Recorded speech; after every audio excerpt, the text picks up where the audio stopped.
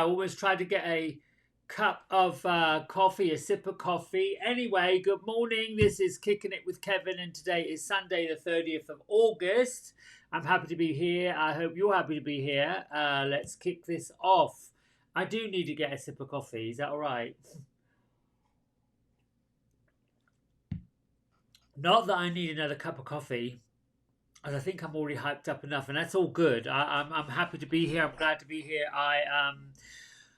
Let's see. I wrote a little bit. Good morning, good morning. I love the love and that thumbs up. I wrote a little bit this morning. Hey, Crystal Lynn Self, name of my show. I wrote a bit this morning in my book that's going to be coming out at some point. I don't know when, but I got it on great authority yesterday. It's a couple of years, which takes a while.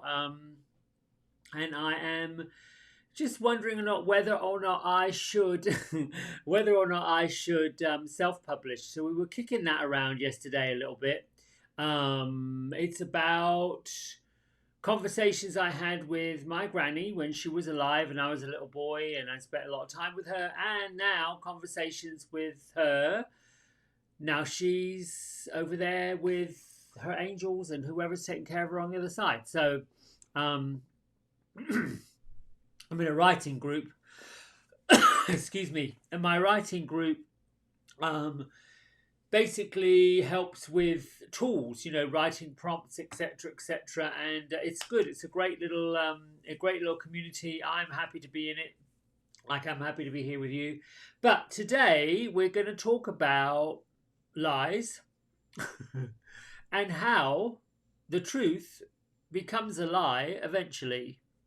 In other words, when you say it is enough already, we're finished, we're done, we just can't be dealing with this anymore. I've done it a lot. And the wonderful author of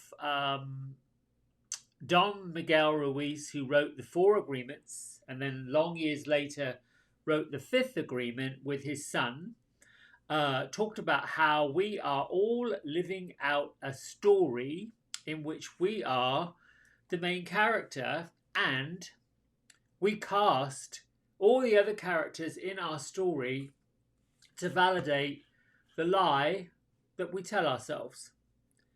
And that lie comes from something that as adults, when we keep it going, we maybe don't remember. Or we remember a version of what happened that's not exactly true. I'm trying to think of an example that I could give you.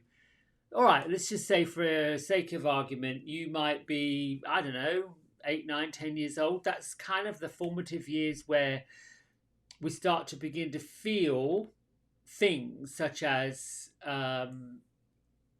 why am I so different? There's comparisons that go on. I think girls tend to mature a lot quicker emotionally than boys do. They seem to be more aware, self-aware, and aware of this is different over that. I want to play with those people. I don't want to play with that person. So when you are in school and you so want to go play a game with other people who are playing a game out in the play yard, whatever they're doing, you want to be part of an activity and you're not included. They don't ask you. Or one of your friends has a party and you don't get invited. That can be quite traumatic to a child. And when you take it personally, you take it on, you make it mean something. When you make it mean something, you create a story around it.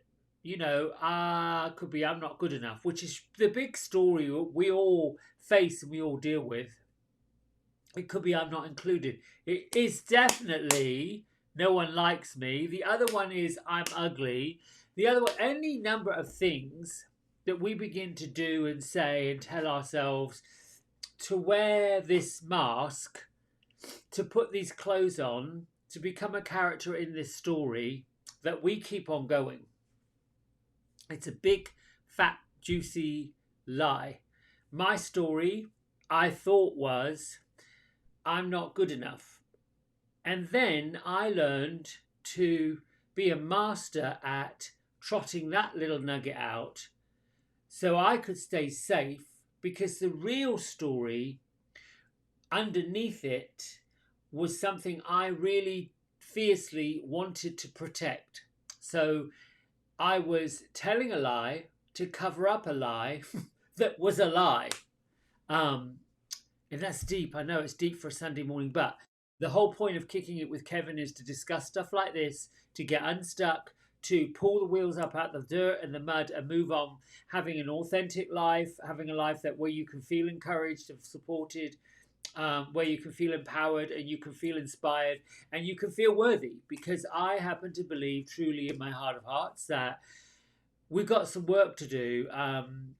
I wouldn't be doing this on a Sunday morning if I didn't think it was worth it, if I didn't think people were worth it, if I didn't think you were worth it, if I didn't think I was worth it, if I didn't have a message to get out there for people. So that being said, what was the lie? I can hear you asking me, well, what was the damn lie that you told yourself? I didn't realize what the lie was until I was in an exercise with a woman, and I might have talked about this before.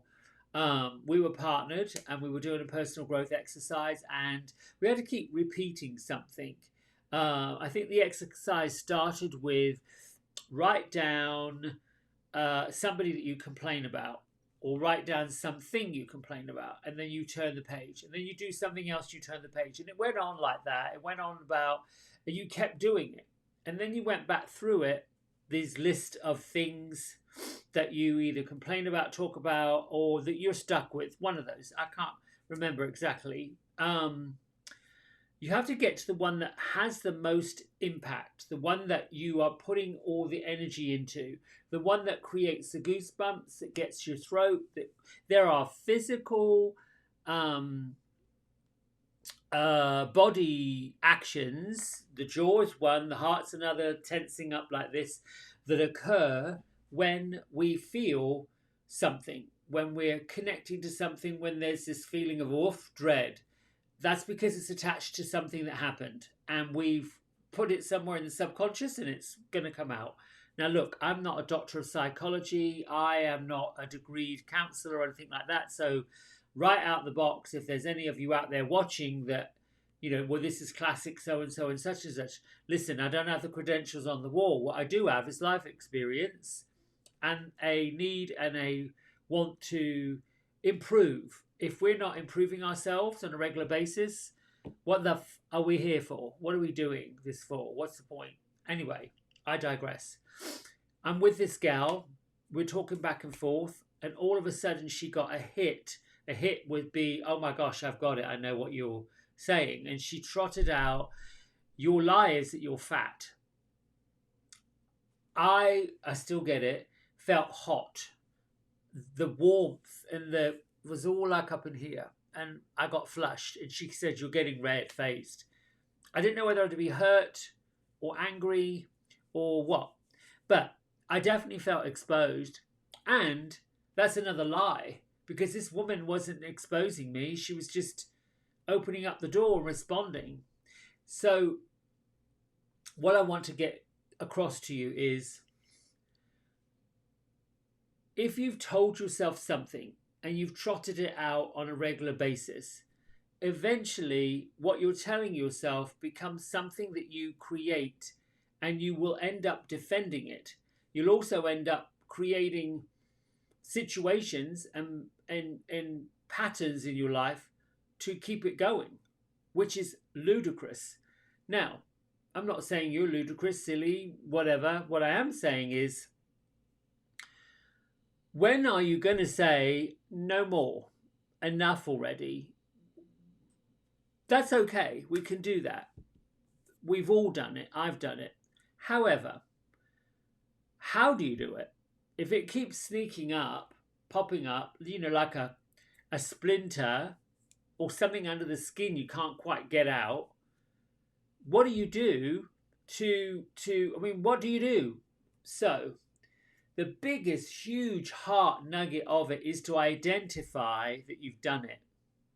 Identify what it is. And it's a bit like you got to get uncomfortable, because what you've created with this lie, with this story, with this thing, is actually become comfortable. You got used to it, like those slippers that's got the hole in the bottom and you don't want to chuck them out because they're comfortable.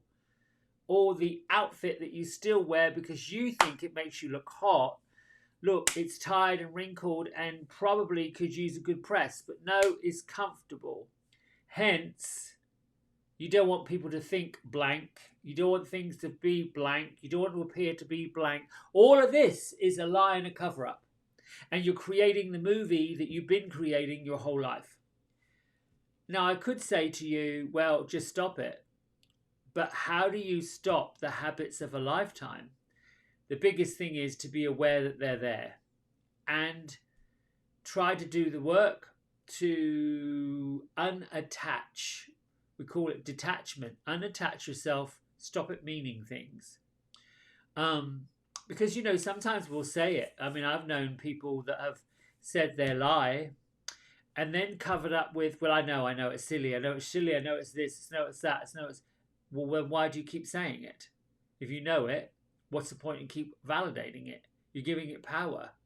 It's a bit like telling somebody, I know you're going to steal, so here it is, steal it anyway. That's just crazy. And I'm not saying you're crazy. I'm just saying that there's a comfort zone. There's something we're not willing to give up.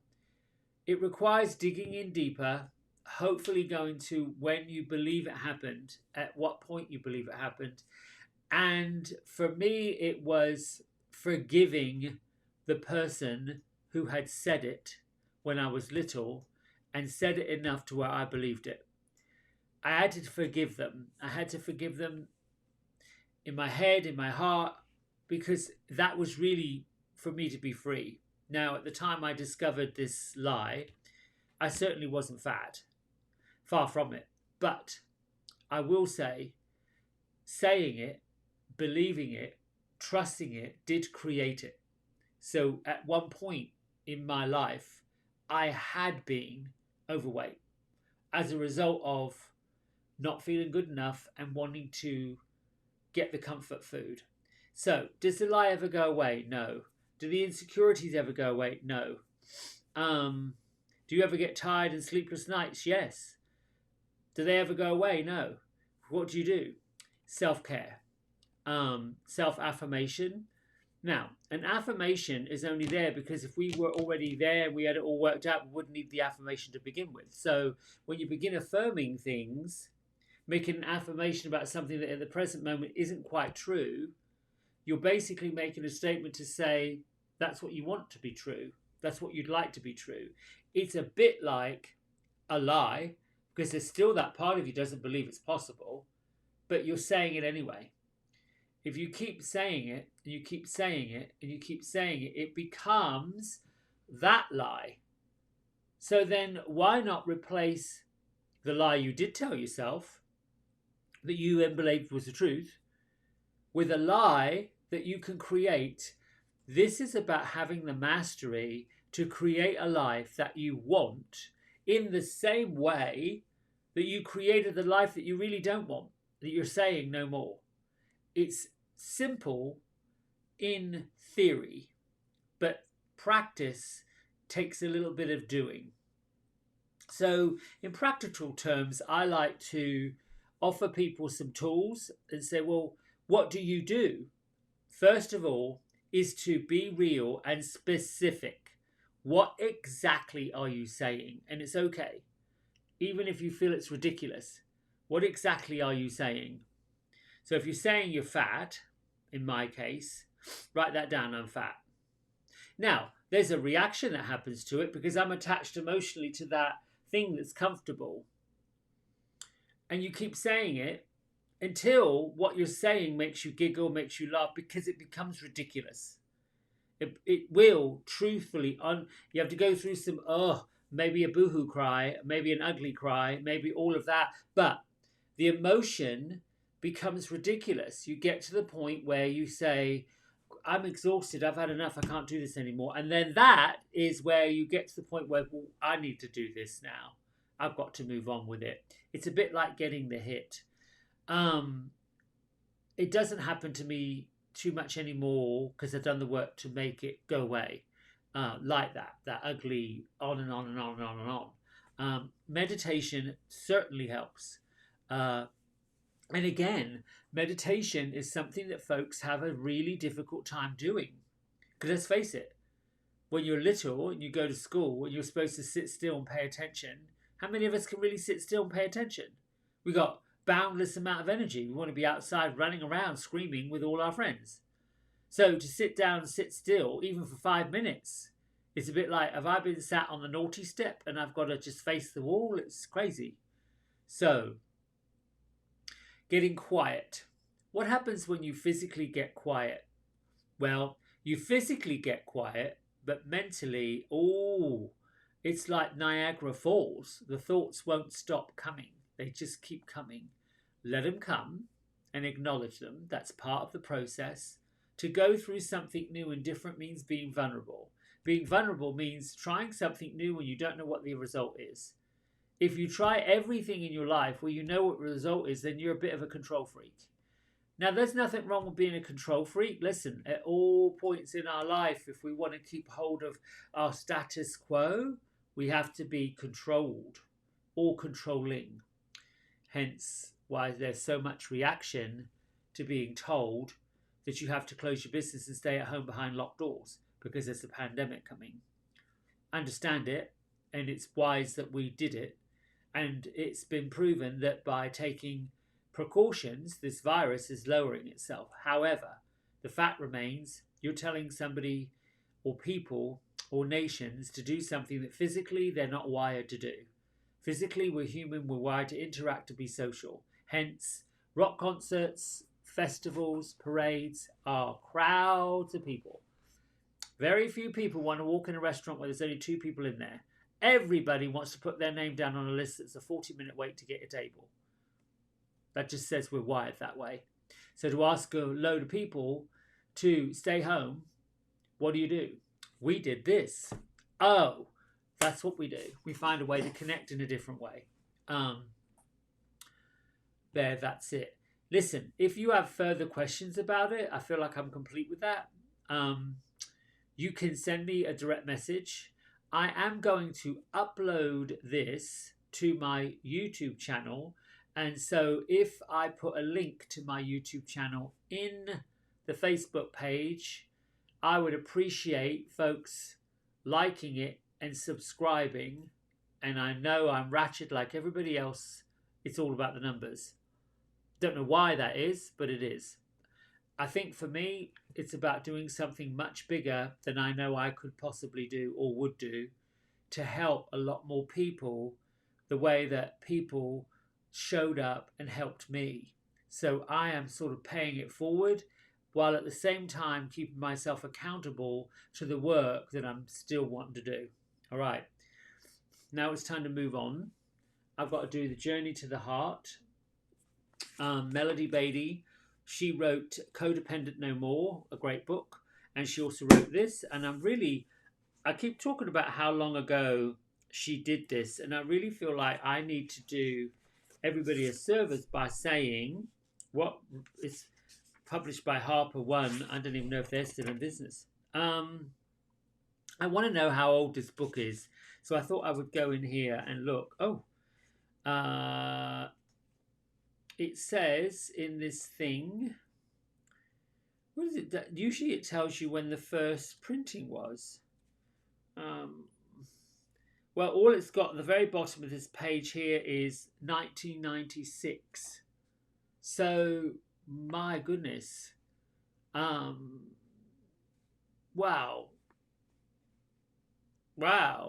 14 years ago? No, 24 years ago. Really? Well, seems forever. Anyway, I digress. That's quite something. I'm going to put my feather in the book and see if this magical, crazy book with its meditation, affirmation, daily thing will match up with what we've been talking about. No, I don't feel like that's right. I don't feel like that is the page we always go to. Let's go to somewhere else for a look. Oh, God. Both of these could work for today's message. And I think I'm going to go with we are transmitters and receivers. Makes sense, I think. The date on this is October 10th, and in this book it's page 291. Name of the book again. Okay, yes. Journey to the Heart. Ooh, Melody Beatty. You can still get this in print. It's this lady went on a 1-year pilgrimage. I think that's all I can say. Every single day she found something to write about, and she put the date down and then went with an affirmation. Some of it's about stories, where she was, what she was doing, but most of it was an actual message. My experience has been with this book that when you open it and you read whatever's in there, you can follow it day by day if you want to pick up the date, or you can do it at random, which is what I've been doing now, seems like for 5 months while I've been doing this live show.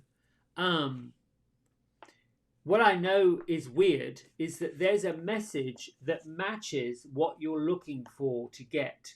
So, and I don't know that this is just for me, because I got this book and read this book and took a copy of it when I did my yoga teacher training in 2013. Actually, I got this book before that. But everybody who ever said, got up and read it, the person who got up and read it was randomly chosen, and the page they chose was random, but the message they got was not just worked for them, it worked for people in the room, which is what I find bizarre, and not bizarre, because there's no coincidences. So let me get on with the reading, and then we're going to meditate.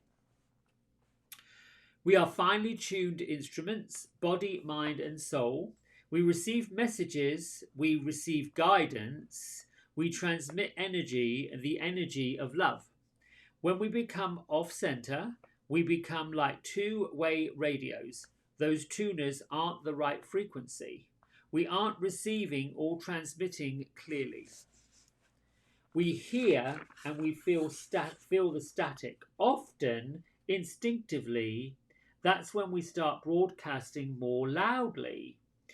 Sometimes screaming to be heard. Now it's not the time to crank up the volume. Take the time you need to get centered, to get peaceful. What do you need to do? What do you need to feel? What healing resources do you need to utilize? What's your voice? Your quiet, trustworthy inner voice. What's your voice? Your quiet, trustworthy inner voice. The one that speaks through your heart, urging you to do. What's it urging you to do? Take time to get centered and peaceful. It isn't selfish. It's not a waste of time. When we're receiving clearly, we transmit clearly. And the frequency we use is love. So that right there, the frequency we use is love, is actually what we're not doing, self-love, when we tell ourselves these lies and then make those lies become the truth. All right, on that note, I want to meditate. But before we actually meditate, if there's anybody on here who does the replay of this and struggles with meditation, as I did, number of years ago, what tended to happen for me, I couldn't get quiet. I couldn't let my mind stop processing the thinking. It just kept ba-dung, ba-dung, ba-dung, ba-dung. And then that constant ticker tape of thoughts got to such a degree where I was distracted and couldn't get into the meditation. What happens is, for me, is when I'm not getting something, I'm not saying it has to start on the first pull. What I'm saying is, after a while, if I'm not getting something, I don't do it. It's just either not the right time, not the right place, or I'm not even into it. So what I chose to do as a little exercise was set an alarm for 5 minutes. That was it. Now, 5 minutes to me now after meditating is like, oh gosh, this is not long enough. 10 minutes, not long enough. 15 minutes, not long enough. I love at least a 30-minute meditation. So, to help facilitate the meditation, there's two ways. One, set an alarm for 5 minutes and do it twice a day. And then do that for a week. Once you get going after 3 days for 5 minutes twice a day, you can start with one go at 5 minutes if you feel like it might be a challenge. Push it one more minute, just one. Now, you'll be surprised when that 5 minutes goes to 6, it's like, ooh, 1 minute's a long time. But you keep increasing it by 1 minute. And then, once you get up to 10 minutes, sitting quietly, looking at the thoughts, letting them whiz on by, not buying them in, tuning them in and not letting yourself go off somewhere else. Once you get to where you've got into 10 minutes, then you can make a choice whether or not you do it once a day or twice a day. Because 10 minutes is the same as doing it twice for 5 minutes. And you may be in the habit of doing 10 minutes twice a day. I don't know. I find that my meditation is off when I'm doing a lot of I can't get past that. Hasn't happened in a while because my meditation's been on. But I can tell when I've either missed a day or a couple of days. I can't. Everything seems to be getting under my skin. That's the purpose of meditation. It is a clearing out of the energy channels that we are supposed to have open and clear so that we can hear, not just with our ears, but we can listen with a higher purpose of what we're meant to do. Particularly at times like this, where the narrative, the story, the situation, the what to do, when to do it, changes constantly. When that's happening, it's an indication that the energy, whether you want to call it human energy, universal energy, spiritual energy, whatever, is heightened. So that means inner clarity, intuition, the inner voice, the inner truth has to be sharpened. It's challenging to sharpen it when there's all of this distraction happening. It's very much like being in traffic and you've got 5 minutes to get where you're going because there's a deadline, yet you're sitting in traffic and you know you're not going to make it. That's infuriating. So what do? You have to get quiet, you have to get clear, you have to get centered, and you've got to do nothing. Meditation is the conscious choice of doing nothing but getting everything. Meditation is the conscious choice of doing nothing but getting everything.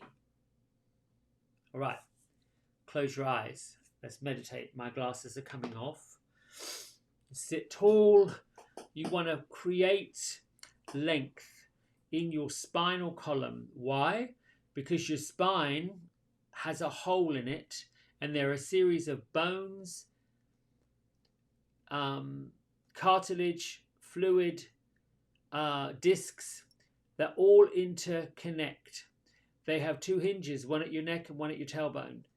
You want to create a long, tall spine so that there is energy going from the lowest point of your spine being your tailbone connected to your legs, and the highest point of your spine being the top of your head up here connected to the ethers. So begin with a big breath in. Release it out.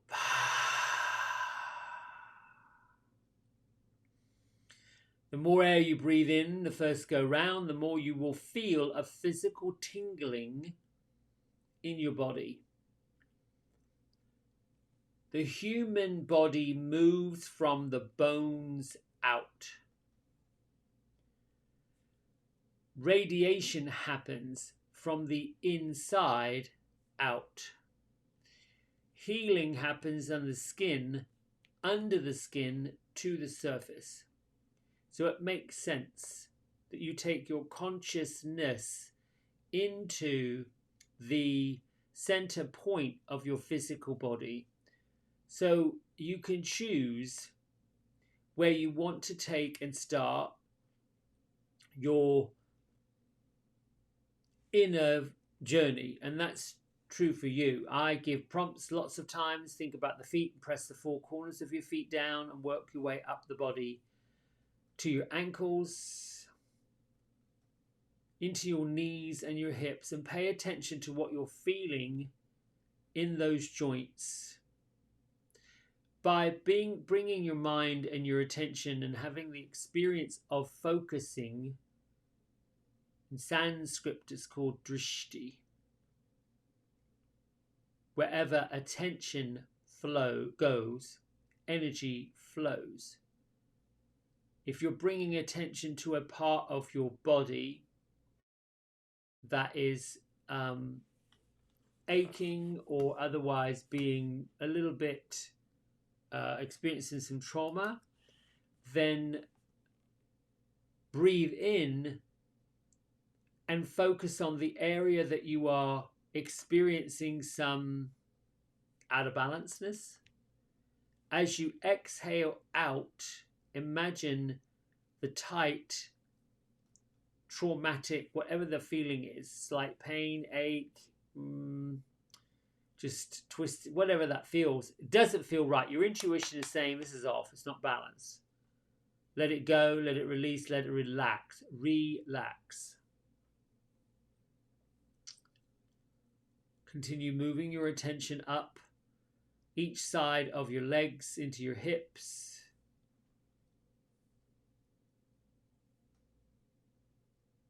And when you come to your pelvis, the center point of your pelvis is a tailbone.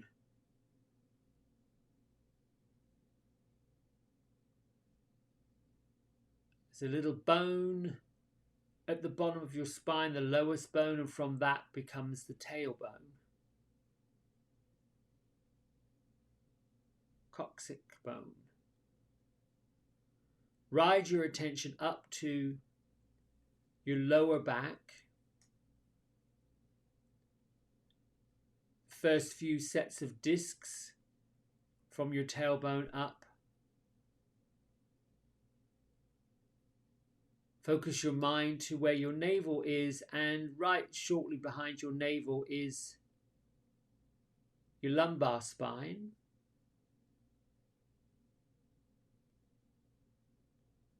Rise up 2-3 inches higher. You locate that bone that sits right below your lowest rib or at your lowest rib.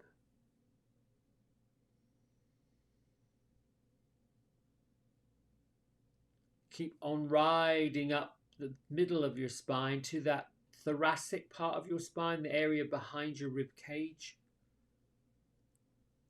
Those sets of bones where your ribs float from. Each rib bone is connected to your spinal column and is separated from the rib next to it.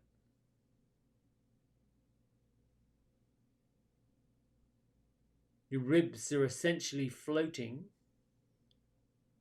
connected on the backside through your spine, and obviously between by ligaments and tissue.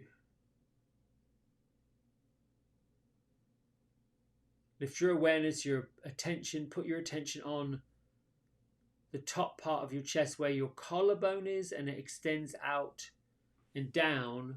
Both arms start with your right side.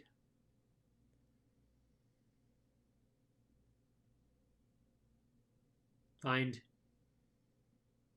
lightness, whatever you need to find in your right shoulder. If there's any tension there, breathe in. Exhale, let the tension go.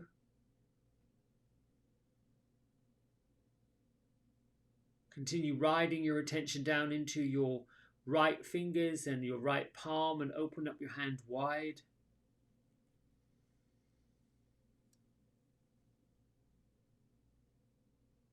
Focus on your left shoulder and down your left upper arm.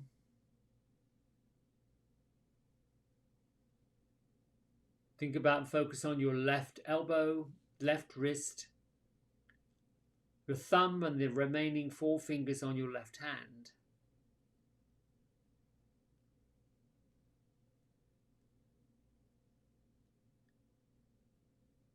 Now with your body, your mind focused on everything from your collarbone right down to your feet and back up again, radiate all that energy from the inside of you out through your skin,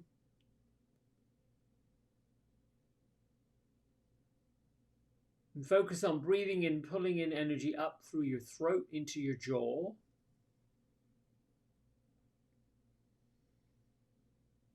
From your jaw into your cheekbones and your eye sockets.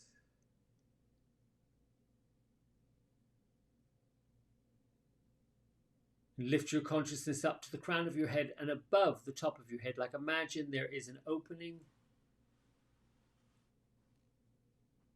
And all of this light, compassion, joy, peace, harmony, love, tenderness, all the things that you are of and about.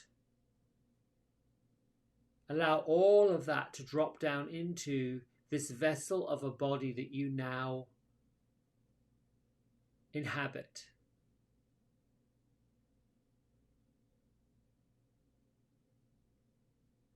Continue breathing in and pulling in this lightness, this brightness, this joy, this happiness, this peace. From universal sources, from every universal source that is available to you. Breathe in and pull it in.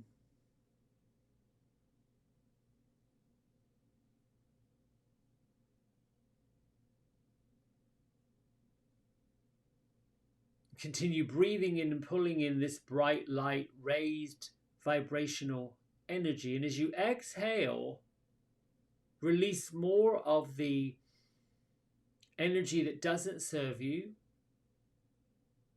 that you no longer need, that you no longer align with, and that you no longer want. Let that energy go.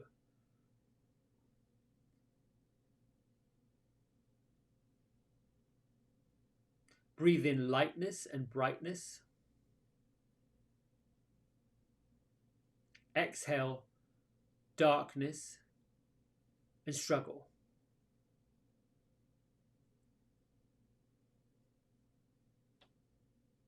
And then for the next few minutes, just continue breathing in what you want to create for yourself and the energy that you want to project from yourself.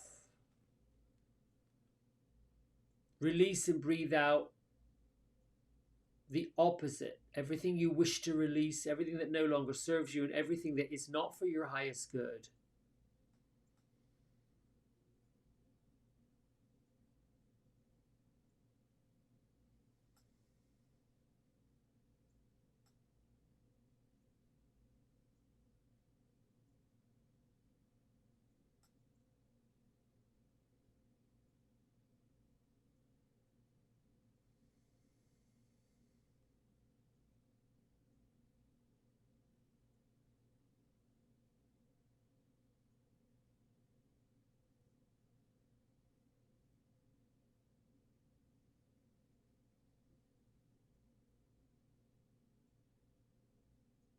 For those of you who feel ready and complete, bring your attention back to the environment in the room that you're in. Simply place your hands at prayer at your chest.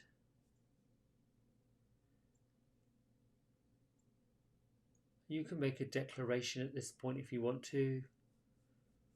I am of joy, I am of peace, I am for the highest good of everybody concerned, myself included. Whatever that is for you, whatever positive affirmation or task you want to project into the world, just say that right here. And lift your thumb knuckles up between your eyebrows. Honor yourself for doing this work, being with others in this connection. And then together we bow and say namaste. And you just give yourself a little round of applause, all that good stuff. I'll pop my glasses back on. Yeah, say thank you so much to all of you who tuned in.